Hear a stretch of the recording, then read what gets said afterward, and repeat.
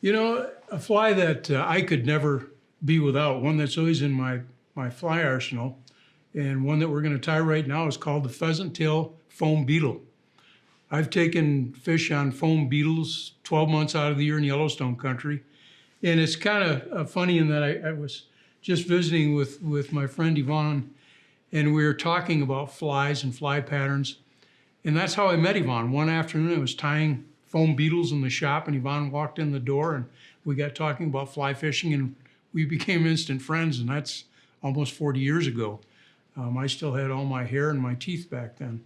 So those were fun times, and we're gonna go into a pheasant tail foam beetle. Most people tie beetles with peacock herl or simply without a body. The one we're going to tie today is, again, with pheasant tail. Pheasant tail is a really durable material. It's easy to come by, very inexpensive, floats like a cork. It's a frilly material that accepts a lot of floatant. And of course, it's going to have a foam body, and that aids in the flotation.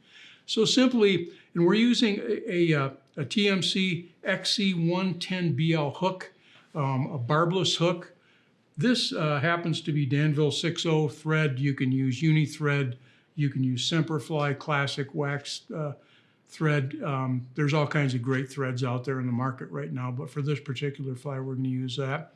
And we're going to use 1/8 inch closed cell foam, which is available. It's very inexpensive, very easy to tie with, durable. You can catch several fish on a foam beetle before the body goes. If you're fishing brown trout, of course, they tend to nick it with their teeth, but nonetheless, you can take several fish without spoiling the fly. Simply lay a foundation of your working thread and then cut a strip of this foam. This is probably 1/4 inch. This is a size 12 hook. This is a very large beetle. I'll fish him from 12s through 20s in Yellowstone country during the course of the year. Take that foam, and now we're going to bind it to the hook shank. And now we're going to take this 6/0 thread, and working through the foam, we're going to go back all the way to the bend of the hook, then back to the tie-in point and back again. This really adds durability. The foam isn't going to wrap around the hook shank even after several fish. Now we're going to use pheasant tail fibers for the body. And for a size 12 like this, I'm going to take approximately 10 or 12 fibers, and I'm going to cut them off at the stem. And there you can see our fibers. I'll just trim off the very tips of them. And now I'm going to tie this, I'm going to lash this down to the hook shank all the way to where I'm going to tie the shellback foam once we wrap the body. Now with wraps of the pheasant tail material, I'm just going to wrap forward and create an underbody of this beetle. And so many beetles are this color. They're brownish black. Not that color makes a difference with this particular pattern, but this is true to color of most beetles.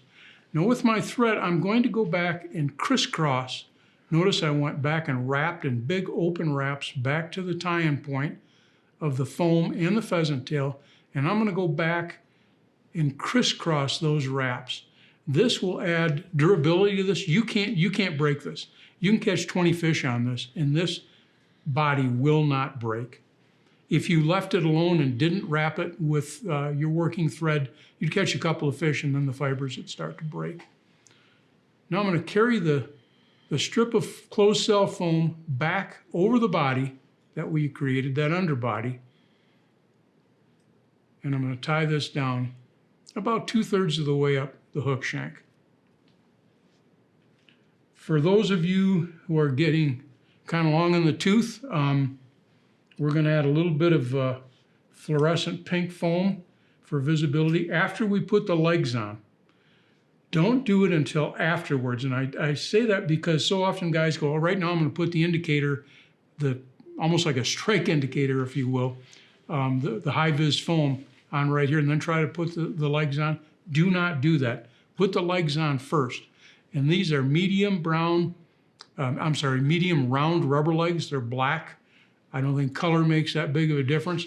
Tie 2 of them on. Just wrap a couple loose wraps over the rubber And now separate them on each side so that you have one set of legs on one side and one on the other. And then make a couple of tighter wraps just to secure those rubber legs. And you can manhandle these legs if they don't go on perfectly, and that's okay. I kind of like to, you'll see after we trim them, I like them to face down because they dent the water, they dent the surface film, and you can twitch it and create all kinds of motion with this fly. Now we're going to take that indicator foam, a very narrow strip, maybe a 1/16 of an inch, and tie that on right here. Just a couple of wraps of the indicator foam and trim that. Okay? And now we're going to carry our thread forward all the way to a point just behind the eye of the hook, and we're going to bring the foam forward one more time and tie down right here to create the head of the beetle.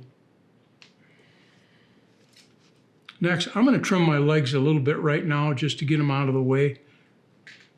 I take both legs on this side, both legs on the other side, trim them off. And again, these rubber legs add tremendous movement to this fly. If you want to pull it while it's in the surface and maybe give it a little jerk, the legs will move in and out.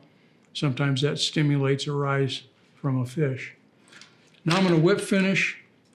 And when you whip finish, and this is really important on flies like this, most dry flies, if you whip finish, use a whip finish tool or simply by whip finishing with your hands, you do not need to put head cement on this fly.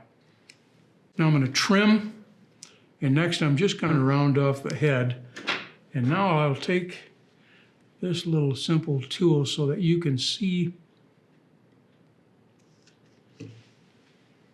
And I'm going to want to trim the legs so that they're even on both sides. Now, one of my guides for many, many years, Nick Nicholas, put no legs on his beetles. He fished them without legs and they work like a dream. Some guys will still call to this day and say, do I need to put 2 legs or 4 legs? You know what, trout can't count, and they really don't care much about the legs. It's the plop. When you fish this fly, you want it to plop on the surface. You don't want it to land daintily like a mayfly. You want it to plop because a lot of fish come to that plop. That's the pheasant tail foam beetle. Very easy to tie, durable, very inexpensive, and it'll catch you a lot of fish.